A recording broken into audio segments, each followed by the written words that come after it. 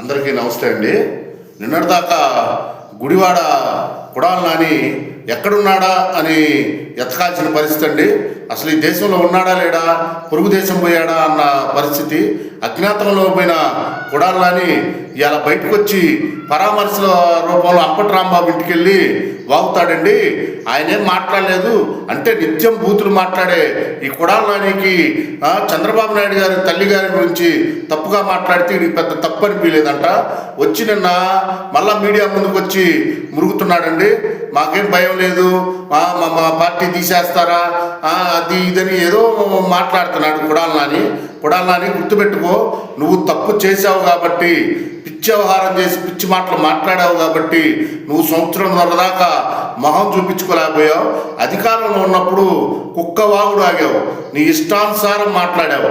ఇవాళ అధికారం పోయినాక సంవత్సరంన్నర దాకా కూడా నీకు మొహం జల్లలేదు బయటికి రావటానికి.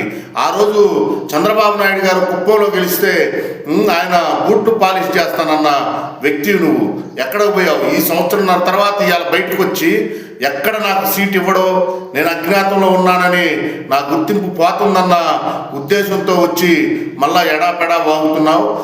నీ నోట్లో, నీ అశుద్ధపు నోటితో ఇష్టానుసారం మాట్లాడే నీకు ఇళ్లలో మహిళలను తిట్టిన చిన్నగానే అనిపిస్తుంది, చిన్న మాటలు అనిపిస్తుంది. ఈ మధ్య మీరేదో మురుగుతున్నారు, మా ఇంట్లో కుక్కలు కూడా రెట్టుకు భయపడవు అది ఇదని. భయపడేది స్వామి, మీరు భయపడబట్టే కదా సంవత్సరంన్నర నుంచి బయటికి రాకుండా కుక్కలు కాదు మీరే భయపడుతున్నారు. ఎందుకంటే ఆ కుక్కలు విశ్వాసం ఉంటాయి, తప్పు చేయవు. మీరు తప్పు చేశారు కాబట్టే ఇవాళ భయపడతా బయటికి రావటానికి కూడా గజ వణుకుతున్నారు. ఇంతకుముందు నోరు ఎంత పద్ధతి, ఎంత క్రమశిక్షణ వచ్చింది కొడాలని.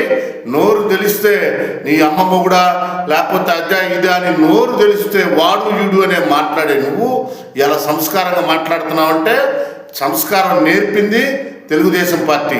గుర్తుపెట్టుకో, ఇంకొక్కసారి పిచ్చి పిచ్చి మాటలు, పిచ్చి పిచ్చి వ్యవహారం చేయొద్దు. ఆయన ఏదో దేశానికి స్వతంత్రం కోసం జైలు పోయినట్టు వీళ్ళందరూ ఓవర్ యాక్షన్ అన్నమాట. పోయి పరామర్శించటం, బూతులు తిట్టి ఇష్టానుసారం మాట్లాడి వ్యవస్థలన్నీ లూటీ చేసింది మీరు.